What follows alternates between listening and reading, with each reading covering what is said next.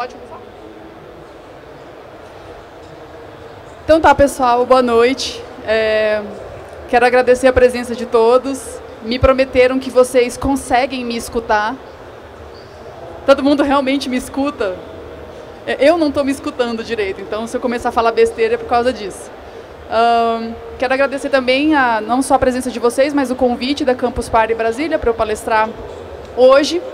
E o nosso tema é um tema que é muito falado, mas de maneira superficial. Eu acredito que, principalmente para nós tecnologistas, muito menos ainda. Nós estamos sendo meio que levados por uma enxurrada de inovação meio sem propósito. Então, o nosso tema hoje é falar um pouco sobre ética e sustentabilidade para tecnologistas, principalmente, não só tecnologistas da computação, acho que para todos que trabalham com tecnologia, mas eu vou focar um pouquinho mais na TI, tá?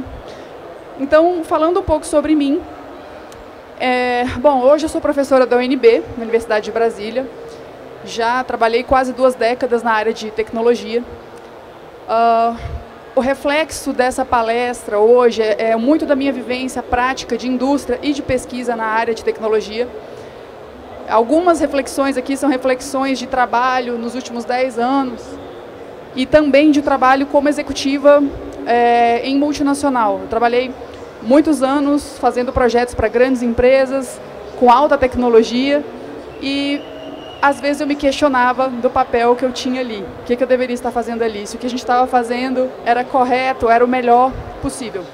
Então, eu tenho um pouco desse viés de ter participado dessa comunidade global, ainda faço parte da comunidade global, mas participado da indústria global de tecnologia e hoje ter uma opinião um pouco diferente da maioria aí da área. Bom, vamos falar um pouquinho, só para dar um contexto. A gente está vivendo a economia digital e a gente sabe que na economia digital, isso vem sendo falado, eu imagino que vocês tenham ouvido isso em várias e várias palestras aqui durante o evento, das potencialidades da economia digital. E a economia digital, eu gosto muito de usar essa imagem, porque ela tem muito a ver, ela tem exatamente a ver com 2 fenômenos importantíssimos que possibilitaram essa era que a gente está vivendo econômica, que é a globalização e a internet. Então, a gente não poderia estar hoje vivendo a economia digital se a gente não tivesse tido o movimento da globalização e depois, meio que em paralelo, na verdade, a concretização da internet, que possibilita que nós estejamos hiperconectados, como estamos, trocando informação a uma velocidade gigantesca com pessoas ao redor de todo o planeta. Então, essa é a nossa realidade hoje. Digamos que essa é a grande narrativa do momento. É a narrativa da indústria, é a narrativa da pesquisa, é a narrativa que a gente traz para os estudantes, qual é a potencialidade do século XXI, qual é a potencialidade dessa economia digital. E uma das grandes características dessa economia digital é a complexidade e o grau de escala. Por que complexidade? Bom, tendo uma globalização e uma hiperconectividade, a gente tem o fenômeno que a gente chama de transparência. As pessoas sabem o que está acontecendo ao redor do mundo. A competitividade aumenta. O poder do consumidor aumenta. O consumidor agora quer um produto único, sob medida para ele. Ele não quer mais o velho carro preto da Ford, né? Na época, no século XX, todos os produtos iguais. Não. Ele conhece o que tem no mundo e se você não oferece para ele um produto único, ele pode escolher outro, porque ele consegue enxergar vários outros concorrentes pela própria internet. Então, a complexidade, que agora retornou, a mesma complexidade que a gente tinha lá na primeira economia, na era da agricultura, onde a gente era artesão, onde o ser humano tinha que produzir tudo de maneira personalizada, você não tinha uma mesa igual a de ninguém, sua carroça não era igual a de ninguém, porque você fazia a sua. Da mesma maneira, a gente tem essa mesma complexidade no século XXI, mas agora apoiada pela tecnologia. E, além disso, a gente continua tendo a questão da escala. Afinal de contas, a população continua crescendo, metade do planeta está nessa rede hiperconectada e querendo, de alguma maneira, consumir ou ter acesso ao consumo. Então, nós temos esses 2 grandes desafios. Todos os profissionais de tecnologia hoje enfrentam exatamente esses 2 desafios. Complexidade e escala. Todos que estão discutindo inovações de método, de processo, inovação de produto, de serviço, está lidando com esses dois fenômenos, a complexidade e a escala. Bom, dentro desse conceito de complexidade e escala, desde os anos 70, já se sabia, né, grandes líderes do mundo que faziam parte do Clube de Roma, talvez vocês não conheçam o Clube de Roma, mas o Clube de Roma surgiu nos anos 70 e ele foi um grupo dos maiores executivos, políticos, pensadores, filósofos do planeta discutindo para onde estamos indo. Existia esse grupo que desde os anos 70 estava preocupado com que rumo o planeta ia tomar. E desde aquela época eles falaram, olha, a Terra tem um limite de crescimento. Queremos crescer, queremos desenvolver a tecnologia, queremos fazer as coisas acontecerem, mas há um limite. E esse limite era em meados aí dos anos... Na verdade, já nessa primeira projeção, até já passou a primeira projeção, meados dos anos 2000. O que significa esse estudo dos limites do crescimento, do Clube de Roma, desse livro tão importante, que é o The Limits of Growth, que foi publicado e reeditado várias vezes? Ele traz estudos detalhados, simulações, a partir de uma quantidade gigantesca de dados, mostrando que, em pelo menos 10 cenários diferentes que eles montaram por simulação, o mundo vai quebrar. O que eu quero dizer com o mundo quebrar? Quer dizer, o mundo vai colapsar, ele não vai aguentar essa demanda de crescimento econômico, de exploração dos recursos naturais que nós vimos imprimindo ao longo dos últimos anos. Isso foi mostrado nesses vários cenários. E aí esses cenários são interessantes, porque uns demoravam mais o mundo a colapsar, outros o mundo colapsava de uma maneira muito severa, outros colapsavam de uma degradação mais lenta, mas todos eventualmente mostravam o mundo colapsando.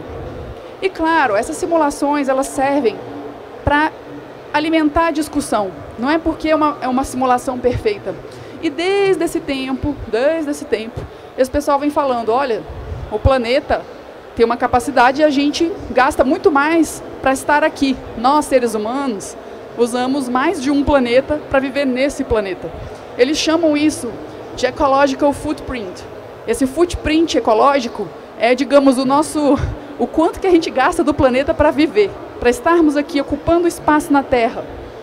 Nós estamos vivendo aqui, a gente consome ar, água, energia, comida, só que nós fazemos isso de uma maneira horrível, com muito desperdício.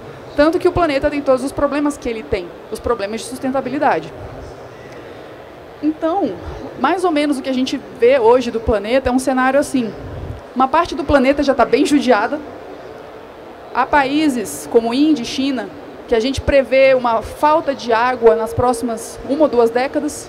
Bom, se você fica sem água, vocês sabem que ficar sem água, a gente pode viver sem amor, mas sem água, você não vive muito tempo. Então, há já um cenário muito terrível, de certa maneira, em alguns países do mundo. E há, claro, ainda locais onde há uma preservação. Mas isso não é um equilíbrio. Isso, na verdade, o equilíbrio seria a natureza toda em equilíbrio e nós harmônicos com a natureza. Mas não é o que acontece. O que acontece é um aumento cada vez maior desse desequilíbrio que nós mesmos impulsionamos no planeta Terra. E aí vem a questão do desenvolvimento sustentável. Se fala muito sobre isso, é um assunto muito bonito, né? As empresas gostam de falar de responsabilidade social, de sustentabilidade, mas o que é sustentabilidade na prática, né? É a gente estar aqui, ocupando o nosso espaço, que é por direito nosso na Terra, mas sem prejudicar o usufruto dessa mesma Terra pelas próximas gerações. Isso significa consumo dos recursos físicos, energéticos da Terra, de maneira equilibrada, a deixar um sistema, esse grande ecossistema terrestre, em equilíbrio. Quem faz parte do ecossistema terrestre? Reino mineral? Sim. Reino vegetal? Reino animal? Nós humanos. Todos nós fazemos parte desse ecossistema. Todos nós fazemos parte e todos nós estamos colapsando. Até o reino mineral está colapsando. O ser humano está colapsando. Se a gente olhar em todos os reinos, nós não vemos uma figura bonita. Nós vemos, na verdade, uma figura muito feia.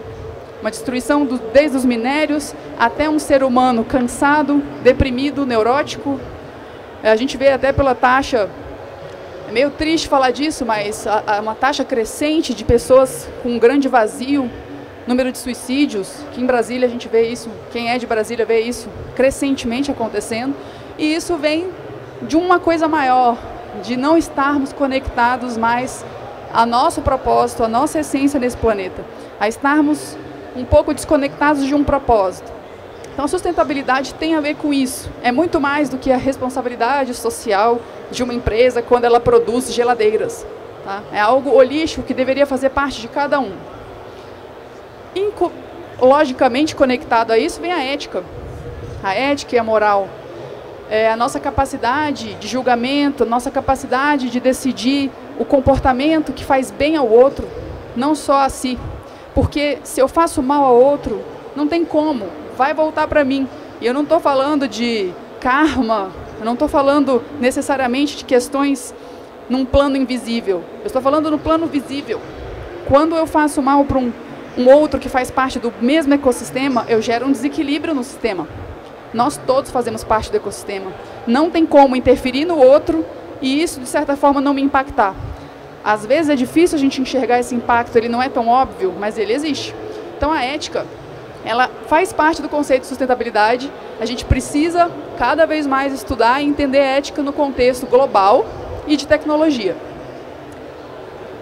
Bom, não sei o quanto vocês conhecem sobre a Agenda 2030 da ONU.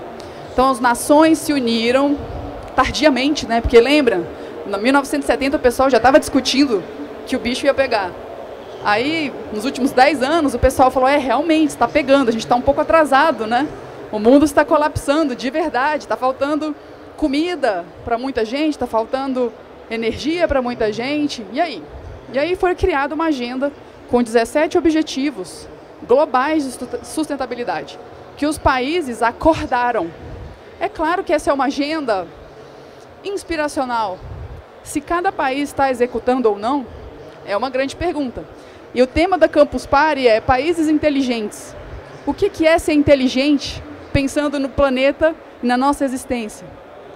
Certamente é pensar em ecossistema sustentável, um planeta que está harmônico, um ser humano harmônico ao planeta. Isso é pensar de maneira inteligente. Agora, países são o quê? Conjunto de pessoas vivendo sobre uma terra, em conjunto com a natureza, com os animais, com os minerais, enfim. Então, nós todos temos que, de alguma maneira, começar a entender essa agenda e começar a participar dela. Eu queria mostrar 2 exemplos para vocês. São exemplos de relatórios da própria ONU, que estão disponíveis, vocês podem ler, de objetivos de desenvolvimento sustentável. Um dos objetivos é acabar com a fome. Acabar com a fome. Como é que a gente faz isso? Vamos produzir mais comida? Vamos produzir comida onde as pessoas passam fome? Espera aí, não. Produzir comida também requer recurso natural. E, by the way, nós produzimos comida suficiente para todo mundo. Não sei quantos de vocês sabem disso. Está em relatórios oficiais. Há comida para todos. Só que essa comida não chega às pessoas. Não chega para 1 bilhão de pessoas. Simplesmente não chega.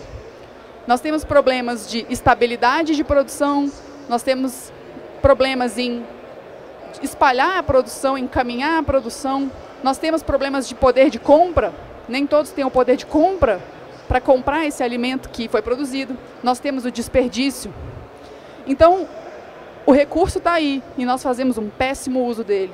Nós não precisamos investir mais em modificação genética, que a gente não tem a menor noção, na verdade a gente até sabe que não faz muito bem para a saúde no longo prazo. A gente não precisa disso. A gente tem alimento e a gente não faz muita mudança ainda para que isso chegue no devido lugar. A mesma coisa são as cidades. As cidades serem mais inteligentes. Isso também é um objetivo de sustentabilidade. Eu queria até perguntar para vocês, além desse barulho incrível, se vocês ainda estão me perguntando, vocês ainda me ouvem? Ok. Se vocês pararem de me ouvir, me avisem, tá? Eu já não estou me ouvindo há um tempo. Então, assim, um dos objetivos que é cidades inteligentes, cidades sustentáveis, porque, afinal de contas, mais da metade do planeta vive em zona de cidades, vive em zonas urbanas, né? Como tornar essas cidades mais inteligentes? Aí a gente começa a pensar, claro, nos países de primeiro mundo, nas cidades mais modernas do mundo, em robôs e coisas maravilhosas automatizadas. Só que aí a gente começa a analisar criticamente o que essas grandes cidades do mundo realmente fazem para a sustentabilidade. Engraçado, né? São exatamente elas que mais impactam a natureza por consumir recurso e por produzir poluição e desperdício. Como essas cidades podem ser algum exemplo? Como? Simplesmente porque elas desenvolvem tecnologias legais, com algoritmos legais e robôs bacanudos? Me parece um pouco estranho se espelhar justamente em quem mais faz baderna para a gente seguir esse caminho. A gente já está vendo que o caminho não é bom. Eles já estão na frente cometendo muitos erros. Será que nós devemos seguir esse mesmo caminho, copiando as ideias e fazendo exatamente a mesma coisa aqui? Algo para se pensar. Uma das imagens que eu acho mais interessantes do trabalho da ONU, das Nações Unidas, nesses objetivos sustentáveis, é ver a interrelação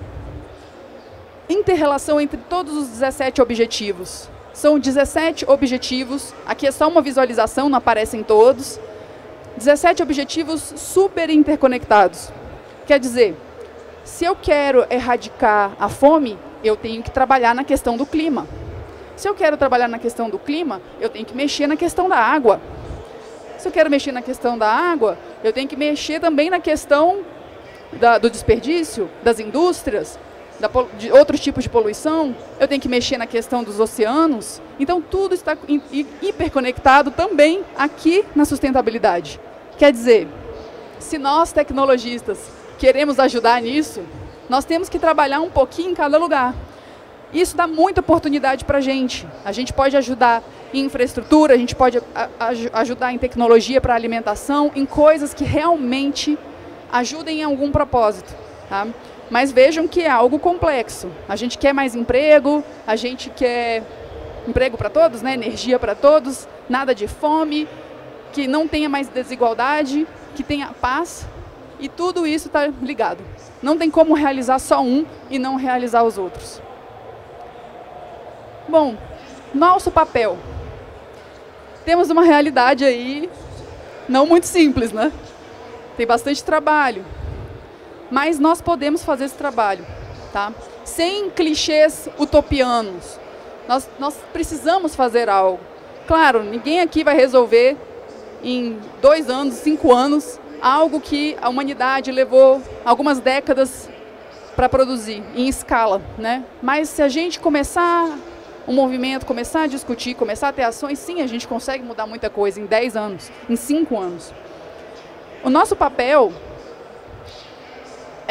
começa da gente entender que esse é um livro que eu gosto muito de colocar livros de exemplo para vocês depois olharem, livros que eu achei interessantes. Primeiro é parar de achar que a tecnologia resolve tudo. Parar com esse solucionismo tecnológico. Parar com essa síndrome Silicon Valley. Você me dê um problema que eu te dou um app que resolve. Clique o botão e mande comida para os pobres da África. Tudo vai dar certo. Parar com essa mentalidade curta, porque a gente não resolve problemas de escala global, problemas complexos, com aplicativos no seu smartphone. Isso não faz o menor sentido. Tá? Então vamos começar a participar de hackathons, participar de grupos, mas com a mentalidade correta. Que nem todo problema se resolve simplesmente com uma app. Tem muitos componentes de resolução de problema que não são tecnológicos, que precisam estar integrados à tecnologia, mas não são tecnológicos. Existe muita coisa que não é simplesmente a resolução de problema, e eu vou falar logo mais sobre isso. Aí eu queria também sugerir uma outra reflexão para tecnologistas. A tecnologia é neutra? Vocês acham que a tecnologia que a gente cria é neutra? Não há impacto sobre essas coisas que a gente cria, independente de ser uma app ou não? Há algum impacto ou o problema são as pessoas más que fazem um mau uso, mas nós somos pessoas boas e nós fazemos um ótimo uso? O que vocês acham? Bom, eu por muito tempo comprei a definição de que tecnologia era neutra. Mas depois de anos refletindo e conversando com muita gente, observando eu mesma, eu cheguei à conclusão que não. E não só eu, outras pessoas também chegaram a essa conclusão. Por um motivo muito simples.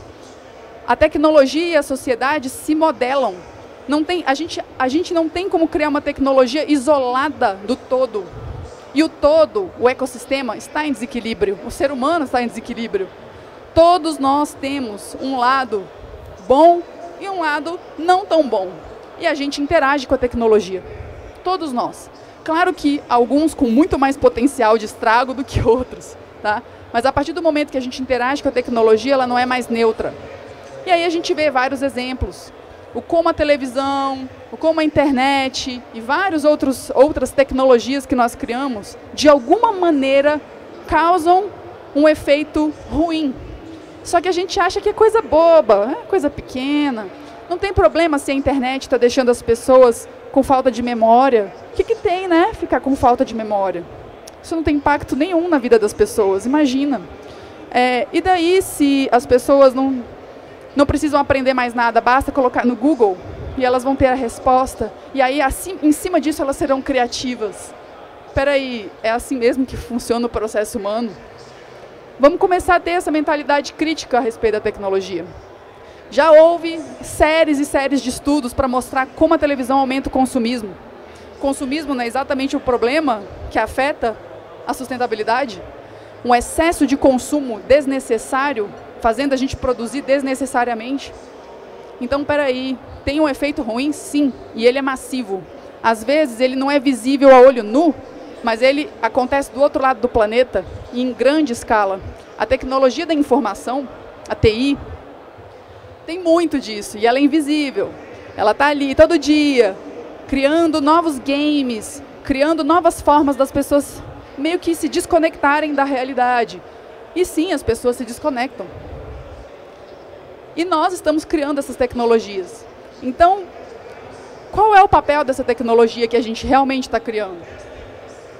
Bom, nessa reflexão, eu também, quando saí do mercado, saí muito desiludida, pensativa e com raiva da tecnologia, para falar a verdade. Pensando, mas que droga de tecnologias que a gente criou que só detonam um planeta.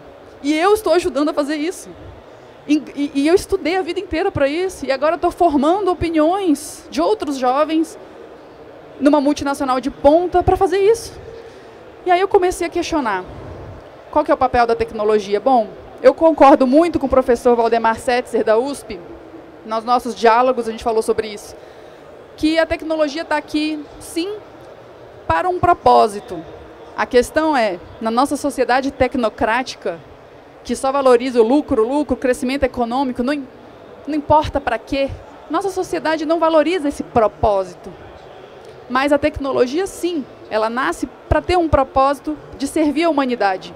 Está faltando a gente começar a pensar mais nisso. Qual é o propósito? Ou vocês acham que essa expansão louca do planeta, desse capitalismo selvagem, engolindo todos os recursos naturais, tem algum propósito positivo? A gente não tem que ir para casa se sentindo mal e depois tentando fazer caridade para resolver isso. Porque caridade não ajuda em nada. Caridade não resolve a raiz do problema. A gente tem que ir na raiz do problema, a gente tem que questionar assim e falar, eu não quero viver assim, e eu não quero construir isso para as futuras gerações. Eu quero sim construir tecnologia que ajude o ser humano a se libertar. Que ajude o ser humano a se libertar.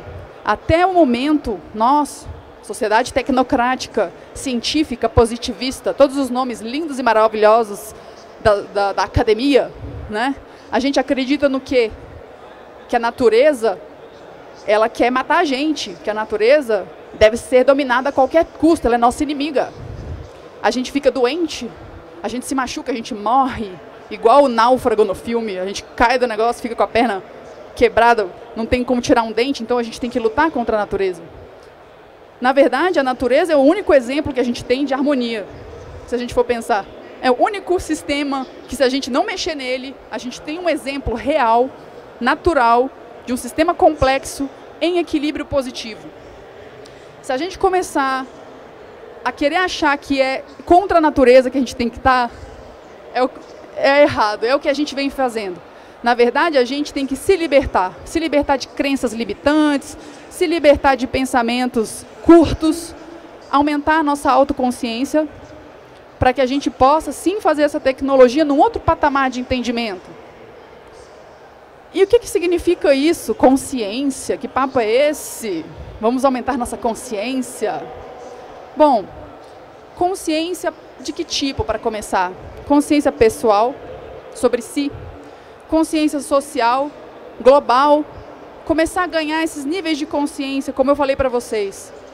Tudo que a gente faz impacta o outro, e assim em cadeia. A gente precisa começar a entender isso, de verdade, não só numa teoria.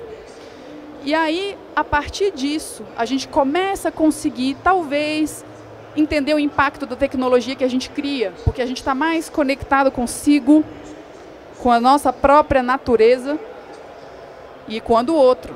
E assim a gente consegue desenvolver uma tecnologia para falar, bom, se é bom para mim, é bom para mim? É bom para o outro? Eu consigo entender o outro, porque o outro não é igual a mim.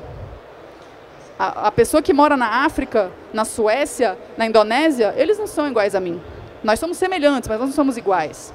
Eu consigo me colocar no lugar dessas pessoas e realmente entender se a tecnologia faz bem para mim, se faz bem para elas. Isso é o começo de um trabalho. E aí, gente, tem uma coisa muito interessante. Todos os slides, eu vou twittar esses slides, tá? Todos eles com referências muito recentes, com trabalhos científicos e também de pessoas muito interessantes pessoas que realmente vêm mudando a história do planeta. Eu trouxe, por exemplo, essa definição de o que é consciência. A ciência ainda não conseguiu responder essa pergunta. O que é consciência? O que é termos consciência? Então tem gente da espiritualidade conversando com cientista, tem cientista fazendo scan de cérebro, estudando nossas células, para conseguir... Os físicos, todos estão tentando entender o que diabo que é essa consciência. Porque nós sabemos que ela existe, mas a gente ainda não conseguiu definir exatamente. Mas já se sabe algumas coisas. Bom, ela é subjetiva, tá?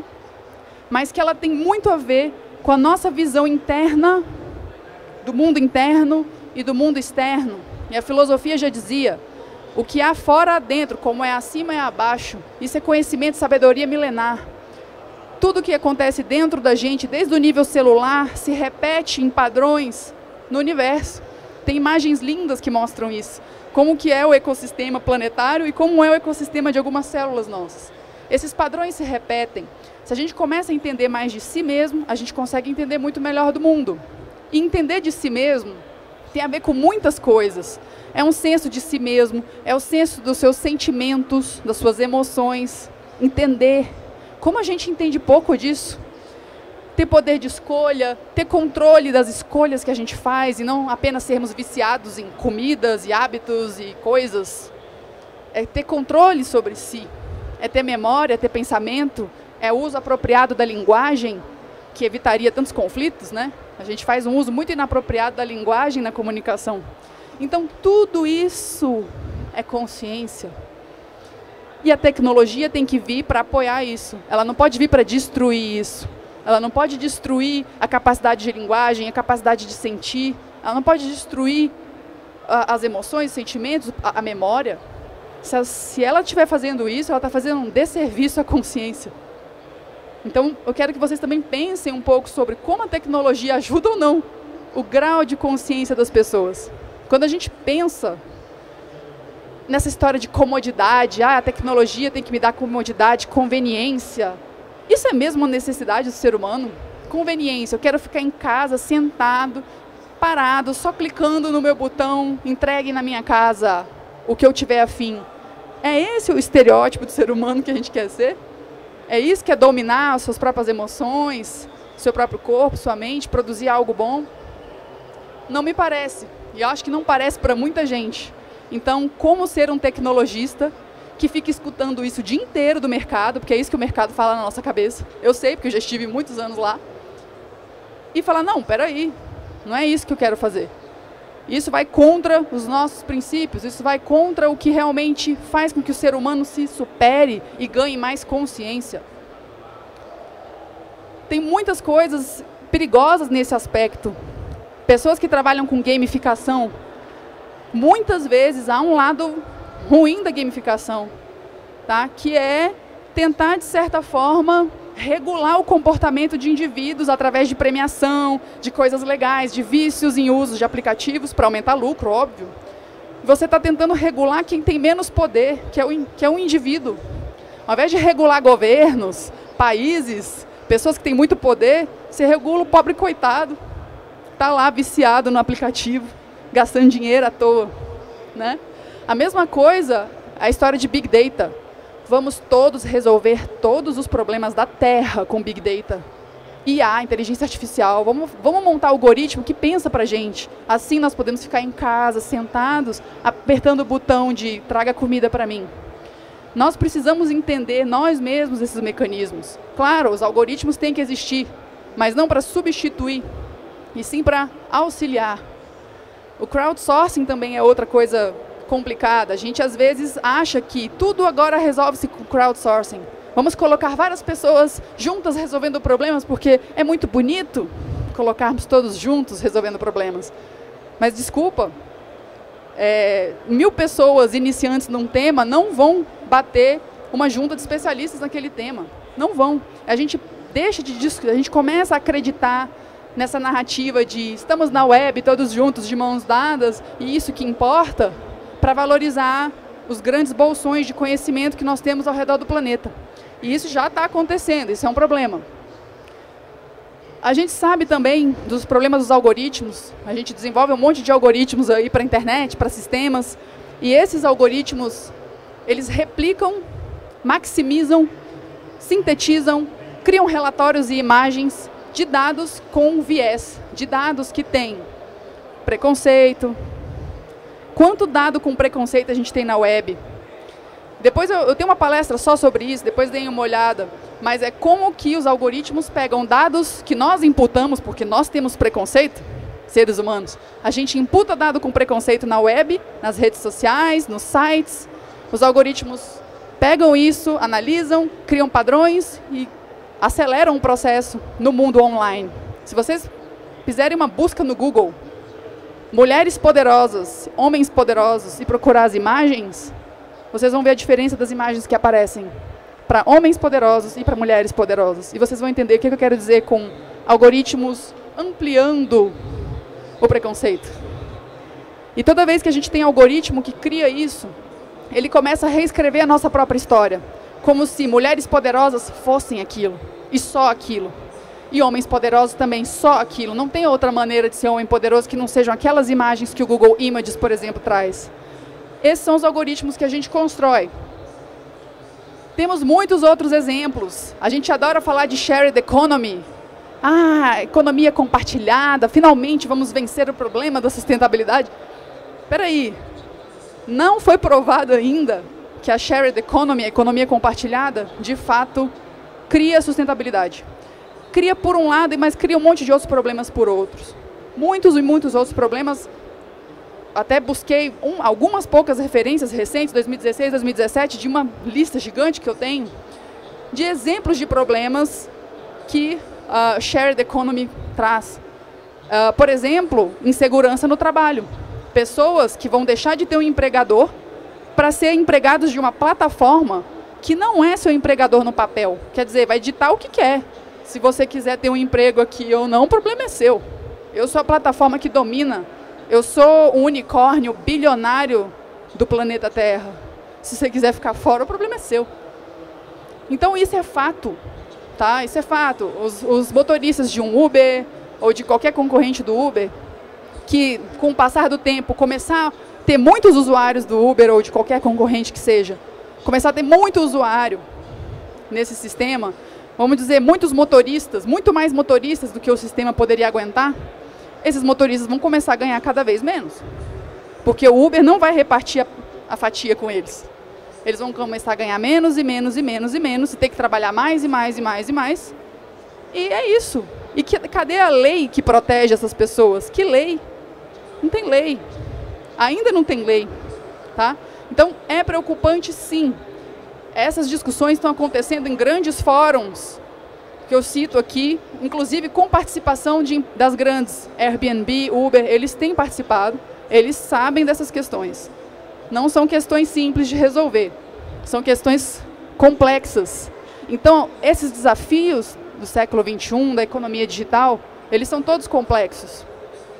Eles não acomodam mais aquele nosso jeitinho de pensar de área de exatas. Ah, me dá X e eu resolvo com Y. X implica em Y. Me dá uma fórmula matemática e eu resolvo qualquer coisa. Me dá um livro de cálculo e todas as respostas estão lá. Não. Os problemas complexos que essas tecnologias tentam resolver, eles não têm fim. A natureza do problema complexo é justamente essa. Você não consegue ter uma solução única, exata, final. Você tem que ficar o tempo todo colocando, mexendo no sistema, tentando ver que se o sistema entra em equilíbrio positivo. Não entrou, tenta outra coisa. Não entrou, tenta uma coisa. Daqui a pouco entrou, mas fica pouco tempo em equilíbrio, começa a desequilibrar de novo. Pensem no planeta dessa maneira, nas pessoas, na economia, na cultura. É assim, é um equilíbrio muito delicado, dinâmico. A gente tem que estar sempre olhando o impacto do que a gente faz no sistema, no grande ecossistema planetário, econômico, social, cultural, né? Então, nesse aspecto, a gente começa a tentar aprender sistemas complexos. E sistemas complexos não são ainda muito ensinados nas universidades, nem nas organizações. Mas a gente precisa desse conhecimento, cada vez mais. Os problemas complexos, eles, como eu disse, não tem uma solução única. Você tem que ficar tentando resolver e nunca vai ter um fim, tá? Esse é o grande desafio da gente, é entender um pouco mais de sistema complexo, começar a desenhar soluções de maneira colaborativa, analisando o impacto. Essa tecnologia está causando mal ou não está? O tempo todo a gente tem que estar olhando. A gente não consegue fazer forecast disso. Não tem como antever a consequência de nenhuma tecnologia. Não tem. Essa é a natureza do sistema complexo. O que a gente tem que fazer é monitorar. Monitorar, observar. Está causando problema? Opa, vamos mexer, vamos mudar. E aí, gente, tem muita coisa rolando. Vocês podem começar a acompanhar iniciativas nesse aspecto da sustentabilidade, muito focada em TI, em tecnologia. Por exemplo, a ciberética. Ciberética tem sido discutido no mundo inteiro, inclusive aqui no Brasil. O Marco Civil foi um grande exemplo de discussão de ciberética. O ITS no Rio discute muito ciberética, tá? O Instituto de Tecnologia e Sociedade. E temos a União Europeia, grandes universidades discutindo ética em tecnologia. Por quê? Porque se a gente fizer besteira, o estrago é grande. E aí entra na questão de o que significa essa ética na tecnologia. Se eu não tenho como prever o resultado da tecnologia, se não tem lei para tudo, porque, como eu falei, o Uber, Airbnb, etc., eles fazem exatamente isso, eles disruptam as leis existentes. E tudo bem, só que a gente não tem lei nova ainda, então a gente fica meio que nesse vácuo, que não há regulação. E, ok, tem umas regulações que são péssimas, que tem que acabar mesmo, mas não quer dizer que a gente tem que ficar sem nada. A gente tem que criar melhores regulações, é diferente. Então, uma das coisas, eu não vou entrar em detalhes aqui, é uma publicação recente minha e de um colega, é que assim, os times de TI, eles têm que estar o tempo todo identificando tecnologias que podem ter impacto ético, impacto na sustentabilidade. Eles têm que discutir isso. Se eles acham que tem algum tipo de impacto negativo, eles têm que sentar e falar, olha, tem lei? Tem ou não tem? Tem alguém que discute esse negócio? Existe uma palavra final? Não. Então, nós vamos ter que usar outros recursos, recursos filosóficos, uso de lógica no pensamento, usar a nossa racionalidade para tentar chegar numa conclusão mínima de como resolver o problema ético. E para isso, meus amigos, nós temos que aprender muita coisa. Sistema complexo, sustentabilidade, lei, as teorias de ética, o contexto de sociologia.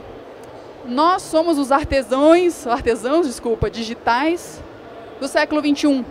O artesão, ele tem que saber muita coisa. O artesão não pode ser mente fechada, ele tem que ser mente aberta, ele tem que entender de tudo, ele tem que conseguir criar coisa nova, sem cópia, conseguir refletir. Então nós somos esses artesãos. Temos que conhecer mais do código de ética da nossa profissão. By the way, a ACM está revisando o código de ética, cuja versão anterior era de 1992. Então, é um big update, né, de código de ética da profissão. Tem bastante coisa. O profissional de TI vai ter que aprender muita coisa, vai ter que entender desde como é que eu evito prejudicar alguém, até detalhes de privacidade. Vou ter que entender sobre lei, qualidade, responsabilidade. Vou ter que ter uma noção sobre o que é a sociedade, entre muitas outras coisas, né? Muitos profissionais de computação mal sabem que esse código existe. Mas o problema não é só esse. Tem gente que sabe que existe, mas nunca leu. Tá, e quem leu? Leu, mas não sabe aplicar.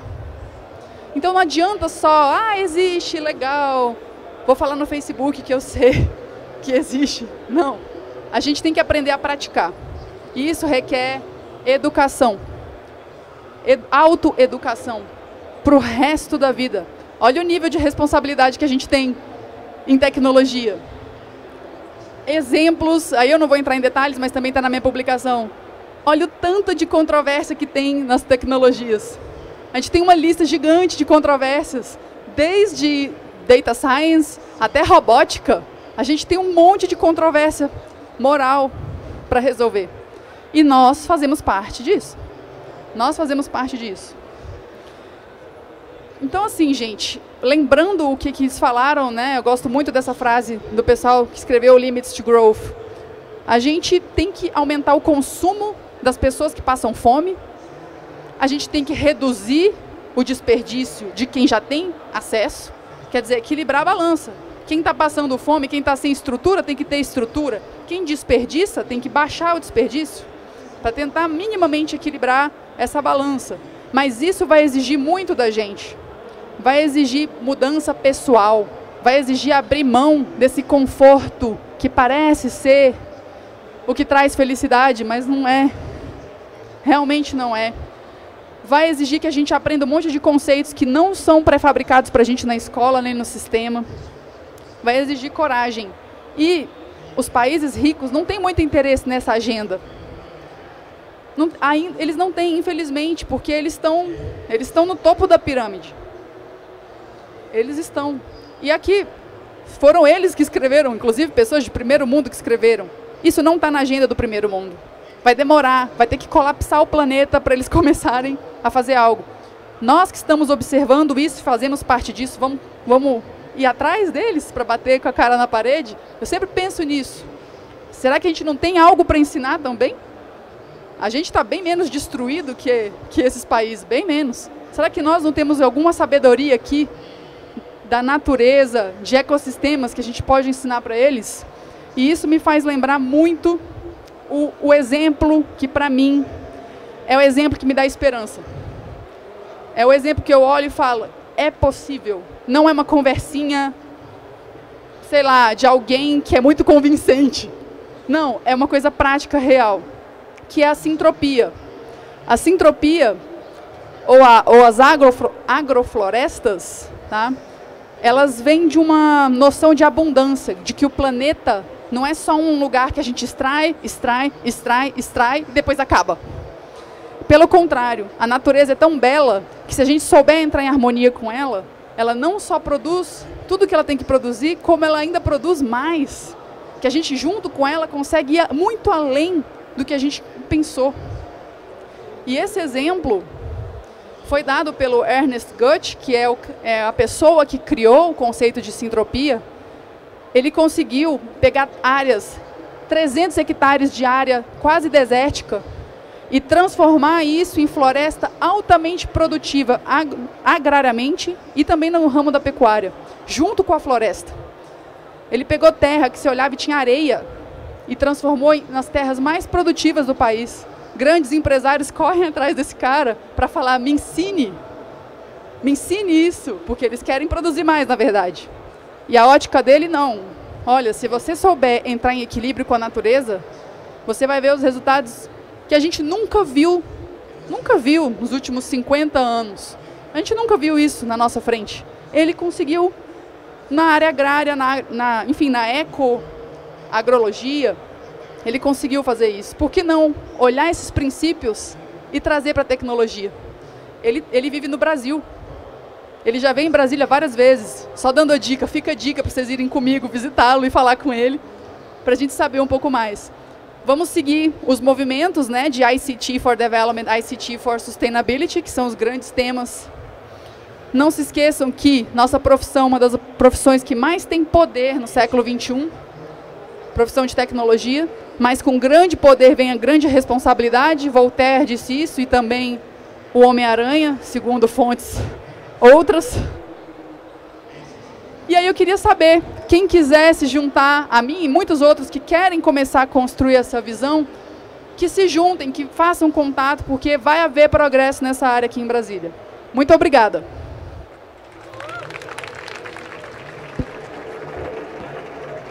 Perguntas finais, finalíssimas? Eu tenho mais 10 minutos, né, de perguntas. Me falaram que eu tinha até 7h30. Posso pegar 2 perguntas? Então tá. 2 perguntas, não sei se alguém tem perguntas, mas quem quiser fazer 2 perguntas, dá tempo. Sobre qualquer dessas coisas. Tem uma ali, depois eu pego a sua aqui. Bom, primeiramente, boa noite. Boa noite. Eu queria fazer uma pergunta assim. A tendência, então, da pessoa, para deixar bem claro, então, da pessoa, quando ela ganha essa consciência, é de realmente, assim, reduzir, ou seja, quanto mais ela ganha essa consciência, ela tem a tendência de reduzir o uso da tecnologia, assim, na sua opinião, como pesquisadora, nesse assunto e tal. Ou seja, para simplificar bem, o ser humano, ele precisa, então, reduzir o uso da tecnologia, porque a tendência está sendo ao contrário, né, de usar mais. Eu acho que não é uma resposta que pode ser tão simplificada. Nós não temos ainda o nível de desenvolvimento de consciência para ter uma resposta simples, porque o simples, na verdade, é muito complexo. Para você chegar no simples, você tem que ter percorrido, às vezes, o planeta umas 10 vezes, dado volta, para chegar na resposta simples. A minha grande questão que eu coloco para vocês e que eu vejo isso acontecer é: a tecnologia hoje, sim, tem sido feita para, muitas vezes, manipular, em troca dessa conversa de vai ser mais barato, você vai ter mais comodidade, e as pessoas não fazem muita análise de que, olha, tem muita gente que está sendo, na verdade, prejudicada com essas tecnologias. E a própria pessoa está sendo prejudicada, seja, como eu falei, no vício, na desconexão com as pessoas, nas falhas de memória. Quantos estudos mostram isso? Então, tudo que vicia não é benéfico. E eu acho que sim, a tecnologia está vindo muito com esse approach para o usuário final de criar uma dependência, de criar uma relação assim que eu não consigo desgrudar dos meus equipamentos em nenhum momento. E isso não é liberdade. Lembrando lá, a tecnologia tem que vir para libertar o homem. Mais uma pergunta. Parabéns pela palestra, foi muito boa, muito esclarecedora. Achei muito interessante o tema, porque eu entendo que teu questionamento, todos os seus estudos, ele vai de confronto com o que o pessoal está vindo, né? Milhões de startups, gerando milhões de aplicativos, com, às vezes, propósitos que às vezes a gente não entende muito bem por quê. Inclusive, vi alguns exemplos aqui. Mas será que o desafio seria a gente atingir a pessoa em si, ou a área de TI toda, como criar um grande manifesto, não ficar essa separação entre eles, pensadores como você, e o pessoal da startup que quer ser disruptivo, quer criar aplicativos? Será que não seria a hora da gente se entender primeiro, para depois gerar o produto final para o cliente ou para o usuário final? Alô? Pronto. Obrigada pela pergunta. A gente vive múltiplas realidades ao mesmo tempo nesse plano terrestre. Então, a gente tem pessoas em diversos níveis de consciência sobre esse tema. A gente não tem como forçar. Então, é muito difícil a gente vir com uma solução estanque e pegar toda a comunidade e vamos juntar e vamos conversar sobre isso agora. É meio que um movimento em ondas, como toda mudança. Ondas e ondas. Eu mesma vim desse mercado, ainda faço parte, de certa forma, desse mercado. Eu não quero ficar do lado só dos pensadores que pensam e ficam proferindo palavras em palestras, né? A ideia é juntar as duas coisas. E assim, gente, o empreendedorismo, por exemplo, das startups, empreender não é ruim, não é essa a questão. A questão é o propósito, é analisar o propósito, analisar o impacto, aprender, ver se realmente não está ficando assim, uma coisa meio sem sentido, é entender que essas startups, esse incentivo é parte de um mecanismo maior de inovação das grandes empresas de tecnologia, que jogam dinheiro nesses movimentos para surgir ideias, é uma forma mais barata de gerar ideias. É entender esse mecanismo, mas aprender o mecanismo de startup para usar para outras coisas.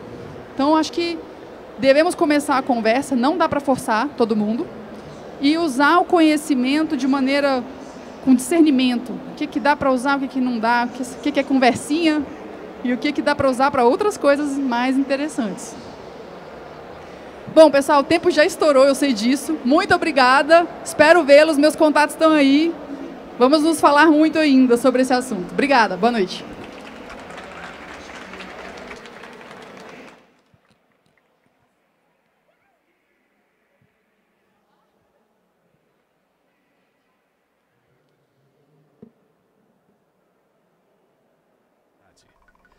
Cada desafio traz uma questão que você pode ajudar a solucionar. Participe individualmente, em grupo ou com a sua empresa. Prêmios em dinheiro para as melhores ideias e soluções. Mostre seu talento. portaldesafio.leg.br. Suas soluções para o seu legislativo.